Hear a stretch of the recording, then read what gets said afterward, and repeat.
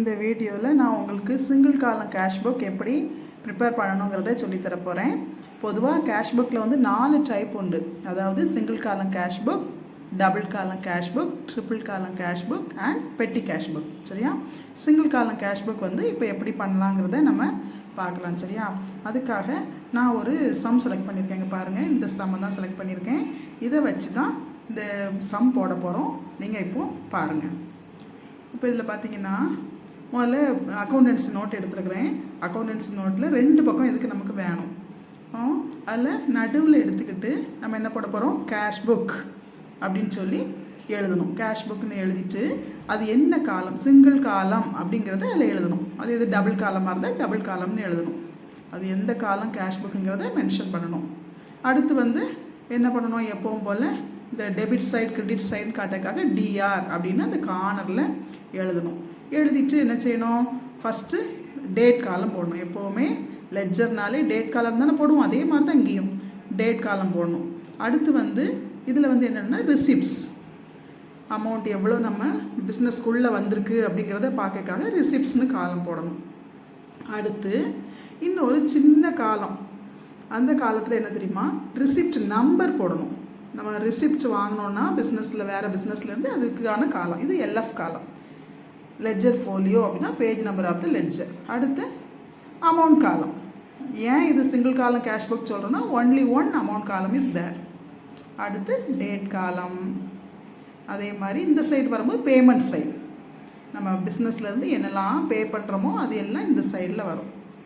இந்த புக்கை பொறுத்தளவில் படிக்காதவங்க கூட ப்ரிப்பேர் பண்ணலாம். ஏன்னா டெபிட் சைடில் பார்த்தீங்கன்னா உள்ளே வர கேஷ், பிஸ்னஸ்க்குள்ளே வர கேஷ் எல்லாம் எழுத போகிறோம். கிரெடிட் சைடில் பார்த்தீங்கன்னா பிஸ்னஸ்லேருந்து வெளியே பே பண்ணுறதெல்லாம் எழுத போகிறோம். அதே மாதிரி வவுச்சர் நம்பர், எல்எஃப் காலம் போடணும், அமௌண்ட் காலம் போடணும்.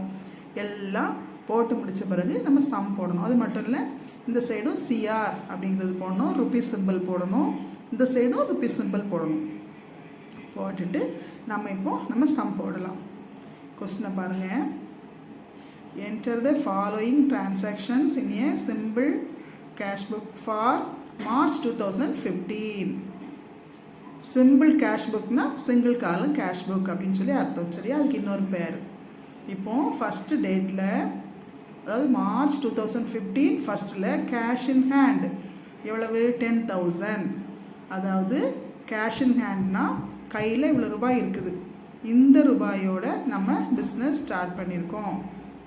அப்போது என்ன செய்யணும் பாருங்கள், ஃபஸ்ட் இந்த வருஷத்தை தான் ஃபஸ்ட்டு போடணும். 2015 எந்த மாதம் இது, இது வந்து மார்ச் 1 போட்டுட்டு டு பேலன்ஸ் பிடி அப்படின்னு போடணும். ஏன்னா கேஷ் இன் ஹேண்டுங்கிறதுக்கு எப்போவுமே பேலன்ஸ் பிடின்னு தான் போடுவோம். என்ன அர்த்தம்னா, போன மாதம் முடிஞ்சது இந்த மாதத்தில் ஆரம்பிச்சிருக்கு. போன மாதம் அக்கௌண்ட்டை முடித்து இந்த மாதத்துக்கு ப்ராட் டவுன் பண்ணி கொண்டு வந்திருக்கோம். அமௌண்ட் எவ்வளவு, 10,000. சரி, அடுத்து என்ன இருக்குது, செகண்ட் டேட்டில் ரெண்ட் பெய்டு இருக்குது. சரியா? 5,000 இருக்குது. பெய்டுனாலே பேமெண்ட் சைடு எழுதணும். பெய்டுங்கிற வார்த்தை இருந்தனாலே பேமெண்ட் சைடு எழுதணும். எது, கிரெடிட் சைடு. கிரெடிட் சைடு தான் பேமெண்ட் சைடு. என்ன எழுதணும், பை ரெண்ட்னு எழுதணும். இப்போ ஃபஸ்ட்டு எழுதும்போது எப்போவுமே வருஷம் போட்டுருணும். அதாவது அந்த அக்கௌண்ட்டு எந்த அக்கௌண்ட் ஆரம்பிக்கும் போது ஃபஸ்ட்டு அந்த இயர் போட்டு மந்த்து போட்டு பிறகு டேட் மட்டும் போட்டால் போதும்.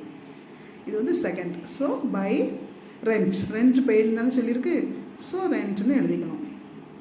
பேமெண்ட் சைடு, பேமெண்ட்னாலே பேமெண்ட் சைடு எழுதிட வேண்டியதான்.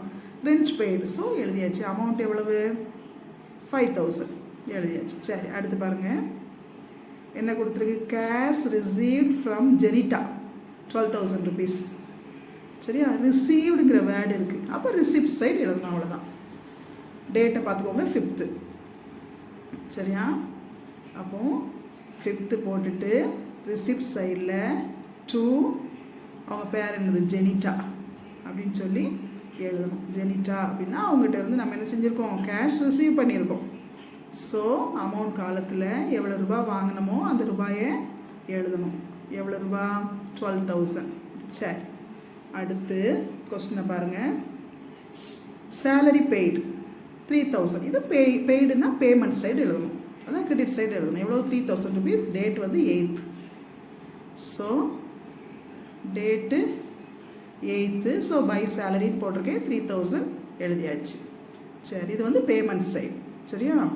அடுத்து பாருங்கள், பர்ச்சேஸ்டு குட்ஸ் 2000. என்ன அர்த்தம்? குட்ஸ் உள்ளே வந்திருக்கு, நம்ம பே பண்ணியிருக்கோம். அப்படி தானே? எந்த பொருளை வாங்கினாலும் ரூபா பே தானே பண்ணியிருப்போம். அப்போ பேமெண்ட் சைடு எழுதணும். டேட் 10. ஸோ பை பர்ச்சேஸ் அப்படின்னு போட்டு அமௌண்ட் காலத்தில் 2000 போட்டாச்சு. சரி, அடுத்து என்ன கொடுத்துருக்கு? Sold goods 1000. அப்போ விற்றுருக்கோன்னா ரூபா உள்ளே வந்திருக்கும். அப்போ ரிசிப்ட் சைட் டேட் 15. சரி, அப்போ 2 டேட் போட்டுட்டு 2 சேல்ஸ் எவ்வளோ ரூபா போட்டுருக்கு பாருங்க. ரூபா வந்து 1000 rupees சேல்ஸ். சரி, அடுத்து 18th purchase stationery 500 rupees. Stationery purchase பண்ணியிருக்கோன்னா நம்ம பே பண்ணியிருக்கோன்னு அர்த்தம். அப்போ payment side we have to write. சரியா? பேமெண்ட் சைடு எழுதணும். டேட் வந்து 18, அமௌண்ட்டு 500 ஞாபகம் வச்சுக்கோங்க. அப்போ எப்படி எழுதுவீங்க? பை ஸ்டேஷ்னரி அப்படின்னு போட்டுட்டு 500 என்ட்ரு பண்ணியாச்சு. சரி, அடுத்து cash pay to Vimala 1200 paid அப்படின்னு இருந்தாலே payment side. Date 22nd by Vimala account. How much? 1200. அடுத்து 26th commission received 1000 rupees. Date 26th. Receive பண்ணியிருக்கோம். ஸோ ரிசிப்ட் சைடில் எழுதணும். சரியா? அப்போது 2 டேட் என்ன? 26th. 2 commission, we receive commission, அதனால் கமிஷன்னு போட்டிருக்கோம். அமௌண்ட் எவ்வளோ? 1000. சரி, இப்போது என்ன செய்யணும்? எல்லாம் முடிச்சாச்சு. முடித்த உடனே 2 பக்கம் டோட்டலையும் பார்க்கணும். பொதுவாகவே லெட்ஜர் அக்கௌண்ட் எப்படி டேலி பண்ணுவோமோ அதே மெத்தட் தான். எந்த சைடு கூட இருக்குது, எந்த சைடு குறையா இருக்குங்கிறத பார்க்கணும். இப்போ பாருங்கள், நான் எல்லா அமௌண்ட்டையும் எழுதுகிறேன் பாருங்கள். அதில் இருக்கிற அமௌண்ட்டை எல்லாம் ஆட் பண்ணிடணும். அதே மாதிரி 2 சைட்லேயும் அதே மாதிரி அமௌண்ட்டை எல்லாம் நீங்கள் இந்த நோட்லேயே எழுத வேண்டாம், நோட்டுக்கு பின்பக்கத்தில் எழுதுங்க. நோட்லேயே எழுதக்கூடாது, இது ரஃப் ஒர்க் இல்லையா, அதனால் தனியாக எழுதணும். 24,000 வந்திருக்கு டெபிட் சைடில். கிரெடிட் சைடில் எவ்வளோ வந்திருக்கு? கிரெடிட் சைடில் அமௌண்ட் எல்லாம் எழுதுகிறோம். 5,000, 3,000, அதே மாதிரி இன்னும் எவ்வளோ இருக்குது? 2,000, இன்னும் 500,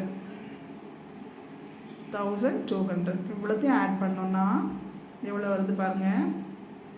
7. அடுத்து 8, 10, 11. ஸோ 11,700 வருது. சரி, அப்போ இங்கே 24,000 இருக்குதா? டெபிட் சைடில் 24,000 இருக்குது, கிரெடிட் சைடில் 11,700 இருக்குது. அப்போது எந்த சைடு குறையா இருக்குது? கிரெடிட் சைடு தான் குறையா இருக்குது. அப்போ கிரெடிட் சைடு தான் பேலன்ஸ் சிடி வரும். இப்போ டிஃப்ரென்ஸ் பார்ப்போம் ரெண்டுத்துக்கும். அதாவது 24,000லேருந்து 11,700 நம்ம ரெடியூஸ் பண்ணணும். 24,000 மைனஸ் 11,700 அது லெஸ் பண்ணோன்னா எவ்வளோ கிடைக்கு பாருங்கள்? 10ல் 7 போனால் 3, 3ல் 1 போனால் 2, 2ல் 1 போனால் 1. ஸோ 12,300. 12,300 தான் பேலன்ஸ் சிடி. எந்த சைடு குறையா இருக்குது? கிரெடிட் சைடு தான் குறையா இருக்குது. ஸோ நம்ம கிரெடிட் சைடு தான் என்ட்ரு பண்ணணும். What is the last date? மார்ச்சோட லாஸ்ட் டேட் என்ன? அதுதான் இப்போ இது என்ட்ரு பண்ணணும். அந்த அமௌண்ட்டை முதல்ல எழுதிக்கிடுவோம். 12,300. அதுக்கு நேராக என்ன போடணும்? By balance CD. CD means carry down. அதை க்ளோஸ் பண்ணதுக்காக இந்த பேலன்ஸ் போடுவாங்க. சரி, அதே மாதிரி இந்த சைடும் டோட்டல் போடணும். இந்த சைடு ஏற்கனவே கூடுதலாக தான் இருக்குது டோட்டல். இந்த டோட்டல் அப்படியே போட்டுடலாம். இங்கே எவ்வளோ டோட்டல் இருந்துச்சு? 24,000. அப்போ அங்கேயும் நம்ம டிஃப்ரென்ஸ் கண்டுபிடிச்சாச்சு. ஸோ இங்கேயும் 24,000 தான். சரி, இப்போ பேலன்ஸ் சிடி போட்டாச்சுன்னா ஆப்போசிட் சைடில் பேலன்ஸ் பிடி போடணும். என்ன டேட்டில் போடணும்? 2015 ஏப்ரல் 1. ஏன்னா மார்ச்சில் முடிச்சிருக்கோம், ஏப்ரல் 1 அடுத்த மாதம் ஸ்டார்ட் ஆகுது. ஸோ டு பேலன்ஸ் பிடின்னு போடுறோம். என்ன அர்த்தம்னா கேஷ் இன் ஹேண்டுன்னு அர்த்தம். இவ்வளோ ரூபா நம்ம கையில் இருக்குது, அடுத்த மாதம் இதோட எல்லா அக்கௌண்ட்டையும் என்ட்ரு பண்ணுவாங்க. எவ்வளோ சிடியில் இருக்கோ அந்த அமௌண்ட்டு தான் அங்கே பிடியில் அப்படியே ட்ரான்ஸ்ஃபர் பண்ணி விடணும். அவ்வளோதான் கேஷ் தான் நம்ம பிஸ்னஸில் இருக்குது. இந்த கேஷோட தான் நெக்ஸ்ட் மந்த் பிஸ்னஸை ஆரம்பிக்கிறாங்க. சரியா? இவ்வளோ தான் சிங்கிள் காலம் கேஷ் புக். ரொம்ப ஈஸி, சாதாரண கேஷ் அக்கௌண்ட் மாதிரி நீங்கள் கம்ப்ளீட் பண்ணிடலாம். சரியா? அடுத்த வீடியோவில் உங்களுக்கு வந்து நான் என்ன சொல்லித்தரேன், டபுள் காலம் கேஷ் புக் நான் சொல்லி கொடுக்குறேன், அடுத்த வீடியோ போடுறேன். இப்போ இதில் பார்த்தீங்கன்னா பாருங்கள், இதில் அவ்வளோ அந்த போட்ட புக்கை அப்படியே உங்களுக்கு ஃபோட்டோ எடுத்து போட்டிருக்கிறேன், அதை நீங்கள் போட்டு பாருங்கள். சரியா? இந்த சம்மை அதே மாதிரி கொஸ்டினையும் கொடுத்துருக்குறேன், அந்த கொஸ்டினையும் கூட உங்கள் நோட்டில் எழுதி இந்த சம்மை போட்டு பாருங்கள். சிங்கிள் காலம் கேஷ் புக் போட்டிங்கன்னா அடுத்து டபுள் காலம் ரொம்ப ஈஸி தான், கொஞ்சம் ஸ்லைட் டிஃப்ரென்ஸ் மட்டும்தான் வரும். டபுள் ஏன் இது சிங்கிள் காலம் கேஷ் புக் சொல்கிறோன்னா, only one amount column is there, so it is called as single column cash book. So நல்லா ப்ராக்டிஸ் பண்ணுங்கள், உங்களாலேயும் நல்ல சம் போட முடியும். Okay, thank you.